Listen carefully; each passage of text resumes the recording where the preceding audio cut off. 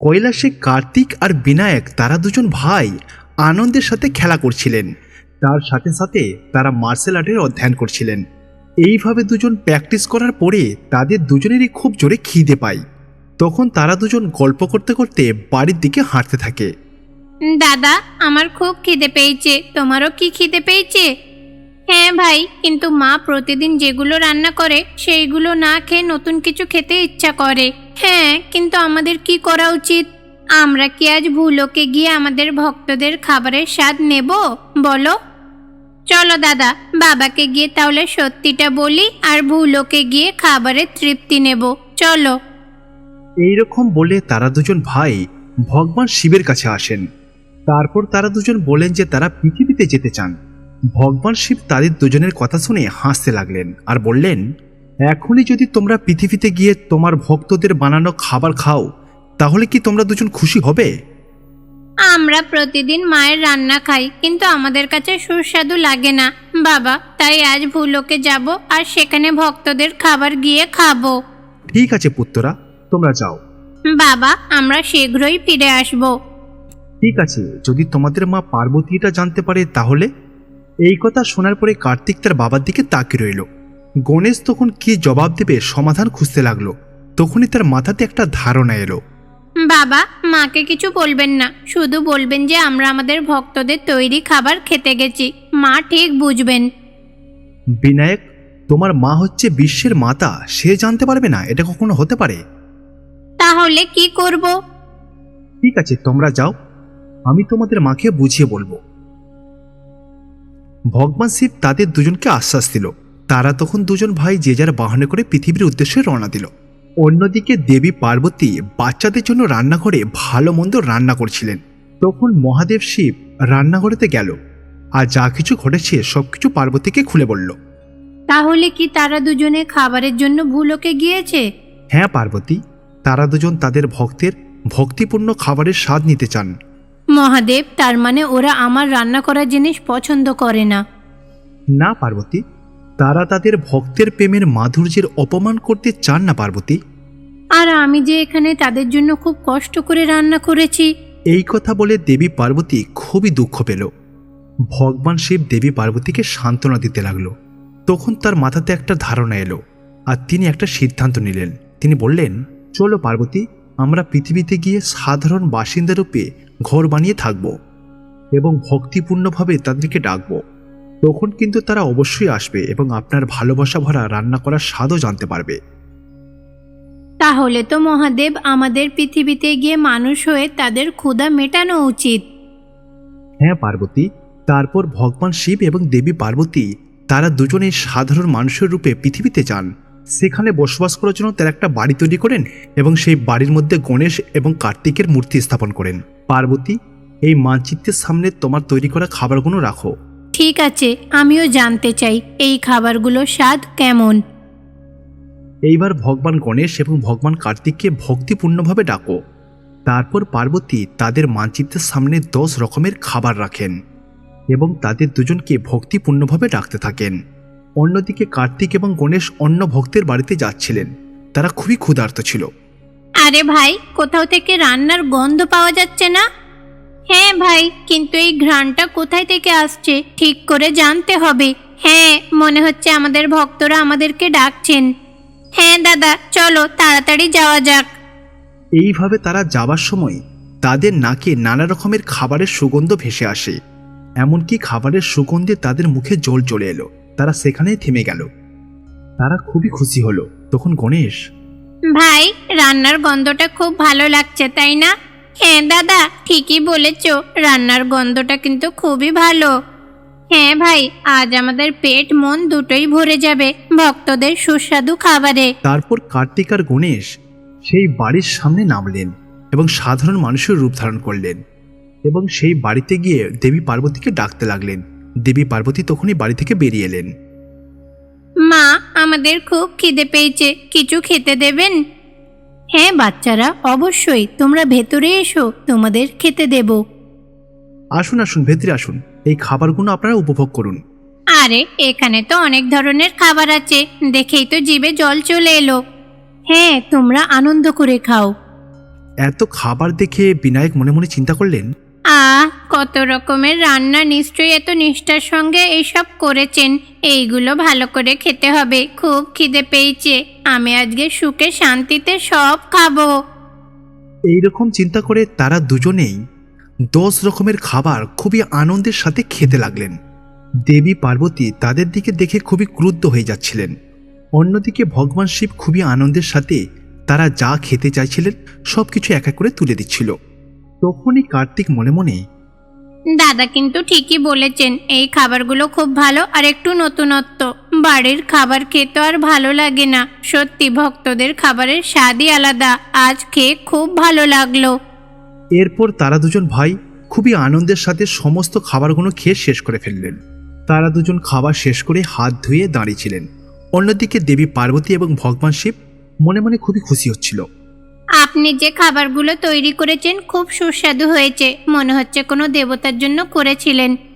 হ্যাঁ, এটা কিন্তু সত্যি। এই রকম অতিথি আপ্যায়নের জন্য অসংখ্য ধন্যবাদ। হ্যাঁ, এইগুলো আমার মায়ের রান্নার চেয়ে অনেক বেশি সুস্বাদু। আমার মায়ের থেকেও ভালো হয়েছে। হ্যাঁ, আমার মা তো প্রতিদিন একই খাবার তৈরি করে। আজ এই খাবারগুলো খেয়ে খুব শান্তি লাগলো। এই কথা বলার সঙ্গে সঙ্গেই মহাদেব শিব এবং দেবী পার্বতী সঙ্গে সঙ্গে তাদের আসল রূপেতে ফিরে এলো। তখনই ভগবান গণেশ এবং ভগবান শিব তারা দুজনে তাদের আসল রূপে ফিরে এলো। মা, বাবা, আপনারা এখানে কি করছেন? কৈলাসে আমার তৈরি খাবার সুস্বাদু হয় না, তাই তো? হ্যাঁ, এইসব খাবার কি আপনি বানিয়েছেন? হ্যাঁ, আমি তৈরি করেছি। ওখানে আর এখানের মধ্যে পার্থক্য কি? এই খাবারগুলো খুবই সুস্বাদু। গণেশের কথা শুনে দেবী পার্বতী তাদের দুজনকে অনেক কথা শোনালো। তাদের কথা শুনে ভগবান শিব হাসতে লাগলো। মহাদেব, আপনি এইভাবে হাসছেন কেন? যাই বলো পার্বতী, তোমার সন্তানেরা কিন্তু তোমার খাবার খেয়ে অনেক খুশি হয়েছে, সত্যি বলছি। আচ্ছা স্বামী, কৈলাসে তৈরি করা খাবার আর এখানে পরিবেশিত খাবারের মধ্যে পার্থক্য কি বলুন তো? পার্বতী, তোমার কৈলাসের খাবারের সাথে এই খাবারের কোনো পার্থক্য নেই। পার্থক্য শুধু তাদের ভক্তদের প্রতি ভালোবাসা। ভগবান শিব ব্যাখ্যা দিয়ে বোঝালেন যাতে করে তারা তিনজনেই বুঝতে পারে, যখন আমাদের ভক্তরা আমাদেরকে ভালোবাসার সাথে ডাকেন, সেই খাবারের স্বাদ অন্য যে কোনো রুচিকর খাবারের থেকে অনেক বেশি সুস্বাদু হয়। খাবারের স্বাদ একই হলেও ভক্তের প্রতি একটা ভালোবাসার জন্য খাবার বেশি সুস্বাদু লাগে। তাদের খাবারের স্বাদ এই কারণে আরো ভালো লাগে কারণ তোমাদের মা তাদের পছন্দ করেন। হ্যাঁ বাবা, ঠিকই বলেছেন। আমরা তো মায়ের রান্নার স্বাদ বুঝি। আচ্ছা ঠিক আছে, তোমাদের ভক্তরা যদি তোমাদের কাছ থেকে কিছু চায় তো তোমাদেরও তো উচিত তাদেরকে খুশি করা, তাই না? আচ্ছা বাবা। মা, তোমার রান্না কিন্তু অসাধারণ। গণেশ এই কথা বলার পরে তারা সব পরিবার মিলে খুশি মনে কৈলাসে ফিরে গেল। কৈলাসে বসে ভগবান বিনায়ক আর কার্তিক একসাথে মিলে বেদ পাঠ করছিলেন। অন্যদিকে মাতা পার্বতী আর ভগবান শিব দুজনেই কিন্তু ধ্যানে মগ্ন ছিলেন। এইদিকে বিনায়ক আর কার্তিকের খিদে পেয়েছিল, তাই তারা তাদের মায়ের কাছে ছুটে গেলেন। ভাই কার্তিক, মা তো বসে ধ্যান করছেন। হ্যাঁ দাদা, মা আর বাবা দুজনেই তো দেখছি ধ্যানে মগ্ন রয়েছেন। এই সময় ওদেরকে ডিস্টার্ব করা উচিত না। চলুন আমরা চলে যাই। সেই জন্য বিনায়ক আর কার্তিক আবার বেদ পড়তে চলে যান। ওইদিকে মাতা পার্বতী ধ্যান থেকে উঠে বাচ্চাদের কাছে এলেন। বাচ্চাদের কাছে এসে বললেন, বাচ্চারা, তোমাদের কি খিদে পেয়েছে? আমার তো মনে হচ্ছে তোমাদের সত্যি খুব খিদে পেয়েছে। সেই জন্য তো তোমাদের কাছে এসে জিজ্ঞাসা করছি। হ্যাঁ মা, আমাদের খুব খিদে পেয়েছে। খানিকক্ষণ আগে আমি আর ভাই আপনার কাছে গিয়েছিলাম, কিন্তু আপনি ধ্যানে মগ্ন ছিলেন, তাই আমরা সেখান থেকে চলে এসেছি মা। ঠিক আছে বাচ্চারা, তোমরা একটু অপেক্ষা করো, আমি গিয়ে তোমাদের জন্য খাবার তৈরি করে আনছি। এই কথাটা মাতা পার্বতী তার সন্তানদেরকে বললেন। ঠিক সেই সময় ভগবান শিব কিন্তু ধ্যান থেকে বেরিয়ে এলেন। তিনি সেখানে এসে বাচ্চাদের বললেন, দেখো বাচ্চারা, আপনাদের মা তো আপনাদের জন্য প্রতিদিনই খাবার তৈরি করে আর আপনাদের খিদে মেটাই, তাই না? আজকে আপনাদের পালা। আজকে আপনারা দুজনকে আমি সুযোগ করে দিচ্ছি। আপনারা দুজন আজকে আমাদের দুজনের খিদে মেটাবেন। আপনারা দুজন এখনই রান্নাঘরেতে যান আর আমাদের দুজনের জন্য কিছু না কিছু খাবার তৈরি করে আনুন। ঠিক আছে বাবা, আমরা তৈরি করে আনবো। বলুন আপনারা কি খেতে চান? তোমরা আমাদের জন্য যে কিছু তৈরি করতে পারো, কি তৈরি করবে সেটা বড় ব্যাপার না, কিন্তু খাবার তৈরি করার সময় মনোযোগ সহকারে স্নেহর সাথে খাবার তৈরি করো। এই রকম বলে বিনায়ক আর কার্তিক দুজনে মিলে কিন্তু রান্নাঘরে চলে যান। দুজনে একসাথে মিলে লাড্ডু তৈরি করতে শুরু করে দিলেন। অন্যদিকে ভূলোকে থাকা সাম্বিয়া নামের এই ব্যক্তি, তিনি কিন্তু শিবজির অনেক বড় ভক্ত ছিলেন। তিনি স্ত্রীকে সঙ্গে করে নিয়ে পুজো করছিলেন। হে আমার প্রিয় মহাদেব, প্রতিদিন আমি আপনার শিবলিঙ্গকে পুজো করি আর নিয়ম করে অভিষেক করি। আমার জীবনকে এইরকম সৌভাগ্যময় করে তোলার জন্য স্বামী আপনাকে অসংখ্য অসংখ্য ধন্যবাদ। এই দেখো, আমি ডালিয়া বানিয়ে এনেছি, এ নাও, এইটা ধরো। এই রকম বলে ললিতা তার তৈরি করা ডালিয়াটা শিবলিঙ্গের সামনে রেখে দিলেন। স্বামী, আমাদের তৈরি করা এই ফ্যান ভাত দয়া করে স্বীকার করুন। আপনি তো জানেন যে আমরা খুবই গরিব। আমাদের সামর্থ্য যেটুকু আছে সেটুকুই দিয়ে আপনাকে খুশি করার চেষ্টা করি। আপনি তো জানেন আমি একজন দিনমজুরির কাজ করি। স্বামী, আমাদের সামর্থ্য এটুকুই। এটা তৈরি করতে আমাদের অনেক পরিশ্রম করতে হয়েছে স্বামী। হ্যাঁ শিবজি, উনি কিন্তু মাঠে অনেক পরিশ্রম করে যা আনাজ নিয়ে আসে সেই আনাজ দিয়েই কিন্তু আজ আমি ডালিয়া তৈরি করেছি। এতে কিন্তু আমাদের দুজনের কঠিন পরিশ্রম আর ভালোবাসা লুকিয়ে রয়েছে। আপনি এই ডালিয়া স্বীকার করে আমাদের আশীর্বাদ করুন। এইভাবে সাম্বিয়া আর ললিতা তাদের তৈরি করা ডালিয়া প্রভুর সামনে ভোগ হিসাবে চড়ালেন। অন্যদিকে গণেশ আর কার্তিক কৈলাসে লাড্ডু তৈরি করলেন। তারপরে সেইগুলো নিয়ে তাদের মা বাবার কাছে গেলেন। বাবা, এই লাড্ডুগুলো কিন্তু খেতে একেবারে অন্য রকমের হবে, আমরা ভাষায় প্রকাশ করতে পারবো না। এই লাড্ডুগুলো যারা খাবে তারা সত্যিই খুবই ভাগ্যশালী। হ্যাঁ বাবা, এমন লাড্ডু আপনি এর আগে কোনোদিনই খাননি, আমরা নিজের হাতে তৈরি করেছি। সত্যি আপনারা খুবই ভাগ্যশালী। আরে বাচ্চারা, তোমরা এই কথাটা এত গর্বের সাথে কি করে বলছো? মা, আমরা কিন্তু অনেক পরিশ্রম করে এই লাড্ডু তৈরি করেছি, তাই বলছি এই লাড্ডু খেতে খুব ভালো হবে। আপনি যখন লাড্ডু তৈরি করেন এতে গাওয়া ঘি মেশান, কিন্তু আমরা তো অমৃত মিশিয়েছি, তাই বলছি অমৃত মেশানো সুস্বাদু লাড্ডু এইটা হবে, বুঝেছেন? এইভাবে ভগবান বিনায়ক আর কার্তিক তাদের তৈরি করা লাড্ডুর অনেক প্রশংসা করতে লাগলেন। মাতা পার্বতী আর ভগবান শিব বাচ্চাদের তৈরি করা লাড্ডুগুলো খেতে লাগলেন। আরে বাহ, লাড্ডুগুলো সত্যি খুব ভালো হয়েছে। আমি তো কোনোদিন ভাবতে পারিনি যে আমার বাচ্চারা এত সুন্দর লাড্ডু তৈরি করতে পারে। অসংখ্য ধন্যবাদ মা, কিন্তু বাবা আপনি তো কিছুই বলছেন না। বলুন না, আমাদের হাতের তৈরি লাড্ডু আপনার কেমন লাগলো? হ্যাঁ আমার পুত্ররা, ঠিকঠাক আছে, কিন্তু সাম্বাইয়ার তৈরি করা ফ্যান ভাত এর থেকে 1000 গুণ ভালো মনে হয়েছে। এইটা শুনে বিনায়ক আর কার্তিক দুজনেই কিন্তু খুব রেগে যান। বাবা, আপনি এটা কি কথা বলছেন? ওই সবজি দিয়ে তৈরি ডালিয়া আর অমৃত থেকে তৈরি লাড্ডুর থেকে বেশি ভালো হয়েছে নাকি? আপনি মিথ্যে কথা বলছেন। জানি আপনি আপনার ভক্তদের অনেক ভালোবাসেন, তার মানে এই নয় যে আপনি আমাদেরকে ঘেন্না করবেন।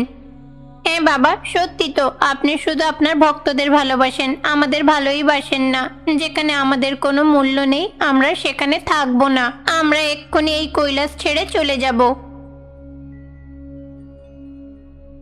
দেখো পুত্ররা, আমি কিন্তু আপনাদেরকে বাধা দেব না। আপনারা কৈলাস পার করার সাথে সাথে সাধারণ মনুষ্য রূপে পরিণত হয়ে যাবেন। এইভাবে বিনায়ক আর কার্তিক মহাশিবের কথা না শুনে কৈলাস ছেড়ে তারা দুজনে ভূলোকে চলে যান। অন্যদিকে বিনায়ক আর কার্তিক ভূলোকে প্রবেশ করা মাত্রই তারা সাধারণ মানুষের রূপে চলে আসেন। আমরা এত কষ্ট করে রান্না করলাম আর বাবার সেগুলো পছন্দ হলো না। সত্যি আমাদেরকে উনি ভালোই বাসেন না। হ্যাঁ দাদা, তুমি ঠিকই বলেছো, আমরা কত কঠোর পরিশ্রম করে লাড্ডুগুলো তৈরি করলাম, কিন্তু বাবা তো আমাদের পরিশ্রমটাকেই চিনল না। এইভাবে তারা দুই ভাই মিলে কথা বলতে লাগলো। ঠিক এরই মাঝে তাদের দুজনের খুব খিদে পেল। আমরা ভূলোকে রয়েছি সাধারণ মানুষের রূপে, তাই আমাদের খিদে পাওয়াটা কিন্তু স্বাভাবিক ব্যাপার। ভাই কার্তিকে, আমার কিন্তু খুব খিদে পেয়েছে। হ্যাঁ দাদা, আমারও খুব খিদে পেয়েছে। চলো না দাদা, ভূলোকে তো আমাদের অনেক মন্দির আছে, সেখানে প্রসাদ হিসাবে যে ভোগ দেবে আমরা সেটা খেয়ে খিদে মেটাবো।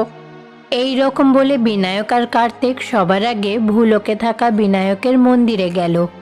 বিনায়ক আর কার্তিক সাধারণ মানুষের রূপে ছিল। অন্যদিকে বিনায়কের মন্দিরে এক ধনী ব্যক্তি 1000 লাড্ডু ভোগ হিসাবে চড়ান। দেখো না ভাই, আমার ভক্ত কিন্তু আমার সামনে 1000 লাড্ডু প্রসাদ হিসাবে রেখেছে, চলো গিয়ে খাই। এই রকম বলে বিনায়ক আর কার্তিক সাধারণ মানুষের রূপ ধারণ করে মন্দিরের ভেতরে প্রবেশ করে। মূর্তির সামনে থাকা লাড্ডুগুলো তারা তারপরে খেতে লাগলো। এইটা দেখে ওই ধনী ব্যক্তি খুব রেগে যান। আরে আপনারা কি পাগল নাকি? এই লাড্ডুগুলো আমি অনেক কষ্ট করে ভগবানের জন্য তৈরি করেছি, আর তোমরা দুজন এই লাড্ডুগুলোকে খেতে চাইছো? হ্যাঁ, আপনি এরকম অদ্ভুত কথা বলছেন কেন? ভগবানকে প্রসাদ চড়ানো কোনো ভুল নেই, কিন্তু আপনি যদি মনে করেন যে ভগবানই সব খাবে তাহলে এটা তো মূর্খতার কাজ। দেখো বাচ্চারা, আমি ওইসব কিছু জানি না। এই লাড্ডু কোনো সাধারণ লাড্ডু না। এই লাড্ডু তৈরি করতে অনেক গাও ঘি লেগেছে। এই লাড্ডুর মধ্যে নানা রকমের কাজু, পিস্তা, বাদাম দেওয়া হয়েছে। এই লাড্ডু তোমাদের মতো গরিব লোকেদের জন্য নয়, ঠিক আছে? এই কথাটা ওই ধনী ব্যক্তি সাধারণ মানুষের রূপে থাকা বিনায়ককে বললেন। এইটা শুনে বিনায়ক আর কার্তিক খুবই কষ্ট পেলেন। দুর্ভাগ্যবশত তারা দুজনে খিদে পেটে সেখান থেকে চলে যান। ভাই কার্তিক, ওনার কথা শুনে আমি বুঝতে পেরেছি যে আমরা কি বড় ভুল করেছি। ক্ষুধার্তদের খাবার খাওয়ানো উচিত। আমরা যে খাবার তৈরি করি সেটা নিয়ে গর্ব করা উচিত না। উনি যে কথাগুলো বলেছেন, কৈলাসে থাকা আমাদের বাবাও কিন্তু সেম একই কথাই বলেছেন। আমি এখন সব বুঝতে পারছি। হ্যাঁ দাদা, তুমি যেটা বললে আমি ভালো করে বুঝতে পেরেছি। বাবার ভক্ত ভালোবেসে খাবার তৈরি করেছিল, আর আমরা তো গর্বের সাথে খাবারগুলো তৈরি করেছিলাম। এইভাবে বিনায়ক আর কার্তিক তাদের ভুলটা বুঝতে পারলেন যে তারা কৈলাসে কি ভুল করেছিলেন। অন্যদিকে বিনায়ক আর কার্তিকের খুব খিদে পেয়েছিল। ঠিক সেই সময় সাম্বাইয়া বাড়িতে বসে শিবলিঙ্গের সামনে ডালিয়া রেখে তিনি পুজো করতে লাগলেন। পুজো শেষ করে তিনি বাইরে এসে বিনায়ক আর কার্তিককে ক্ষুধার্ত অবস্থায় দেখলেন। তিনি তখন বললেন, আরে বাচ্চারা, আপনাদের দুজনকে দেখে মনে হচ্ছে আপনারা খুবই ক্ষুধার্ত, তাই না? এই নাও বাচ্চারা, ভাতের ফ্যান। এই ভাতের ফ্যান ছাড়া আমার কাছে আর কিছুই নেই। এই ভাতের ফ্যান খেয়ে যদি না আপনাদের খিদে মিটে, আমার বাড়ির সামনেই আছে, আপনারা দুজন আসবেন, আপনাদের দুজনের জন্য কোনো না কোনো খাবারের ব্যবস্থা করে দেব। এইভাবে সাম্বিয়া তার হাতে থাকা ডালিয়ার পাত্রটাকে বিনায়কের হাতে দিয়ে দিলেন। তারপরে তিনি সেখান থেকে চলে যান। বিনায়ক আর কার্তিক সেই ডালিয়াটাকে খেয়ে নিল। বাবা তো ঠিকই বলেছিলেন, এই ডালিয়া কিন্তু অমৃতেরই সমান। আমরা অনেক বড় ভুল করেছি। আমরা জানি কি ভুল করেছি। বাবা যাতে আমাদের ক্ষমা করে দেয়, এইটাই চাই। এইভাবে বিনায়ক আর কার্তিক তাদের ভুলটাকে বুঝতে পারলেন। ঠিক সেই সময় মাতা পার্বতী আর ভগবান শিব বাচ্চাদের সামনে প্রকট হলেন। বাবা, আমরা ভালোবেসে তৈরি করা খাবার আর গর্বের সাথে তৈরি করা খাবারের ভেতরে পার্থক্য বুঝতে পেরেছি। আমরা আপনার সাথে খারাপ ব্যবহার করেছি, আমাদের ক্ষমা করে দিন। এইভাবে ভগবান বিনায়ক আর কার্তিক ভগবান শিবের চরণে পড়ে ওনার কাছে ক্ষমা চাইলেন। তারপরে তারা দুজনে দেবতার রূপে ফিরে এলেন। তারপরে শিবের পুরো পরিবার কৈলাসে চলে যান এবং খুশিতে থাকতে লাগলেন।